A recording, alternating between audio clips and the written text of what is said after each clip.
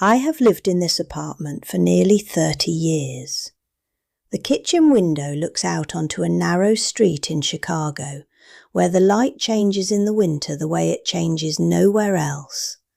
Low and white, and somehow softer than you'd expect from a city this size.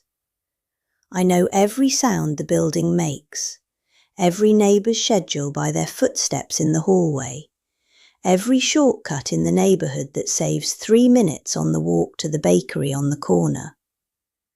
I have been managing my life in this apartment for 12 years since my husband died, and I have done it well, and I have been proud of doing it well. My name is Helen. I am 78 years old, and for a while last year, the person who loves me most in the world quietly began to believe I was no longer capable of managing anything at all. I slipped in the bathroom one afternoon in January, bruised my hip badly enough that I had to sit on the floor for several minutes before I could get up, which was frightening in a way I didn't like admitting even to myself. I called my daughter Rebecca when I finally got to the phone. She was at my door in 40 minutes. She came through the front door with her coat still on, crouched down beside me on the couch, looked at me with that particular expression I had seen on her face a handful of times in her life, the expression that means she has been frightened and is now converting the fear into action, because action is something she knows how to do. I was glad she came. I was glad I had called her. I did not know yet what that one phone call was going to set in motion. In the days immediately after the fall, Rebecca came by almost every day. She filled the refrigerator with things I actually liked, organised my medications into plastic containers labelled with the day and time, insisted on driving me to appointments rather than letting me take the bus in the cold. She spoke gently, kissed my forehead before she left each evening, and told everyone she was only making sure her mother was safe. I felt in those early weeks genuinely cared for, genuinely less alone. I told myself I was lucky to have a daughter who showed up the way she showed up, and that was true. It remained true even as everything else changed. If you've ever felt someone who loves you begin to love you in a way that slowly made you smaller, subscribe to this channel and tell me in the comments where you're watching from. You may not be as alone in this as you feel. The shift didn't happen all at once. It rarely does. It happened in increments small enough that each one, taken individually, was explainable, reasonable even. Rebecca cancelled my standing hair appointment because she thought the travel was too much. She said it so gently, so practically, that I found myself agreeing before I had fully registered what I was agreeing to. She began answering questions the doctor asked me, not because she had anything against my answering them, but because she had the information so readily organised in her mind, and I sometimes took a moment to gather my thoughts, and the moment was always filled before I could fill it myself. She took over the management of my checking account to avoid mistakes, a phrase that landed in me strangely, but that I let pass, because I was tired, and because she meant well, and because making an issue of it felt ungrateful. One after another, small things, and then another after that, until one day I noticed that the life being lived in my apartment had been reorganised, without any formal announcement or any single moment I could point to as the turning point, into something that operated according to Rebecca's sense of what I needed, rather than my own.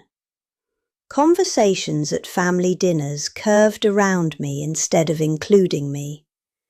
When I tried to object to something, Rebecca would smile with that particular patient smile, the smile of someone managing a difficult situation with admirable composure, and say the same thing she always said: "Mom, let me handle it." The words sounded like care. That was exactly what made them hurt the way they did. I began noticing things I had trained myself to overlook. My grandson asking Rebecca if Grandma was allowed to have wine at Thanksgiving, not asking me, asking her, as though the answer resided with my daughter rather than with the 78-year-old woman sitting right there holding the wine glass. Rebecca lowering her voice when discussing my finances with her husband. In my own kitchen, as though the subject were something I might not have the cognitive capacity to follow. Old friends calling Rebecca to check on me rather than calling me directly. She had somehow, through the consistent exercise of her helpfulness, become the primary contact for my own life. Have you ever been looked after so thoroughly that you began to disappear inside the looking after? Tell me honestly. The afternoon that finally broke something open in me, I was resting in the living room under the blue blanket I've had for 20 years. Rebecca was in the kitchen. She was talking on her phone in a voice she clearly believed was quiet enough not to carry, which it was not. I heard her say to whoever was on the other end, her voice patient, tired, the voice of someone describing a problem they've been managing for a long time. I just don't think she's capable of managing things anymore. Honestly, she doesn't really know what's best for herself now. I stayed very still under the blanket. The words moved through me slowly, the way cold moves through a room when a window is opened in winter. I turned them over in my mind and looked at them carefully. She wasn't saying them cruelly. She wasn't saying them out of any desire to take something from me. She was saying them the way you describe a situation to someone who can help you figure out what to do next, matter-of-factly, with the quiet confidence of someone who has assessed things accurately and is now working toward a solution. That was the part that made it devastating.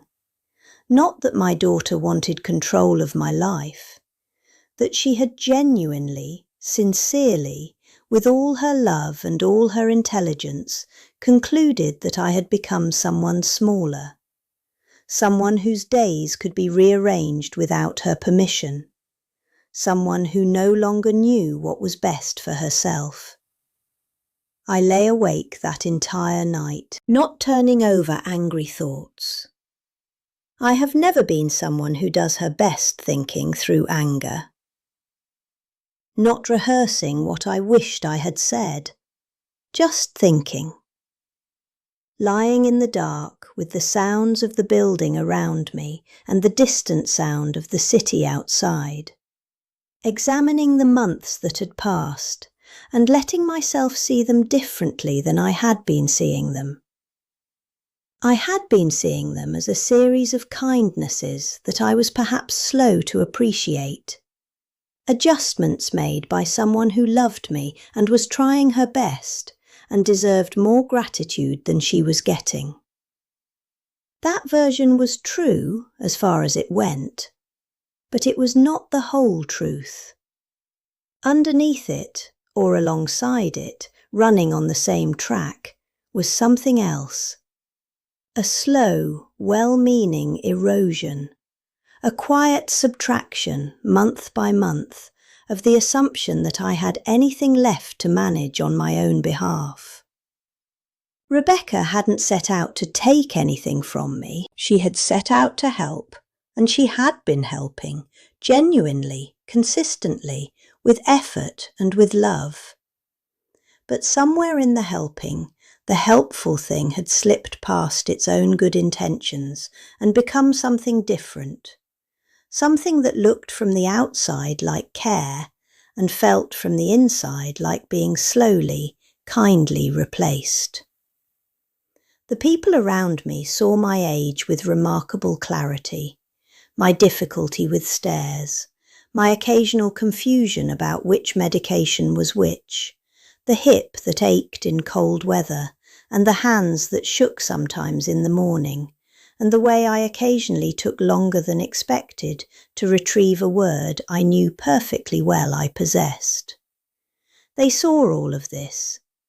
What they had stopped seeing, what I had, to my own shame, helped them stop seeing by accommodating everything without objection, was everything that existed alongside the age. The mind that was still curious and opinionated, the memory that held 60 years of friendships and history and humour, the preferences that were as clear and specific as they had ever been, the life that was still mine to live. By morning, something inside me had shifted. I am careful about how I describe it because I want to be honest. It was not rage, it was not bitterness, it was not the charged, righteous feeling of someone who has been wronged and intends to say so. It was something quieter than any of those things, and in its quietness more durable. Clarity, a clear, calm, deeply personal understanding of what I needed to do and why, and, this part mattered, the certainty that I was still completely capable of doing it. I started small, the way you do when you're reclaiming something that's been gradually redistributed without your quite noticing. I called my doctor's office myself and scheduled my own appointment. Not through Rebecca, not mentioning it to Rebecca, just me, sitting at my kitchen table with the phone in my hand, calling the number I had known for 20 years, asking for an available time and writing it in my own calendar, in my own handwriting. When I arrived at the appointment, I asked the physician before he said anything else to please direct his questions and his information and his recommendations to me. That I was the patient, that I would decide what to share with my daughter and when.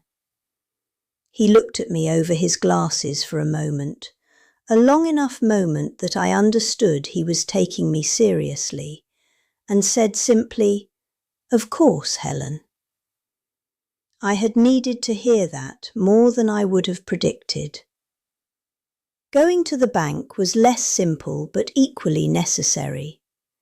The particular details of what Rebecca had arranged with my accounts were more complicated than I had initially understood, and sorting through them required 2 visits and a fair amount of patience with forms and procedures that moved slowly. My hands shook slightly filling out the paperwork, which has been happening more in the mornings, and I found it annoying in the specific way I find my body's defections annoying.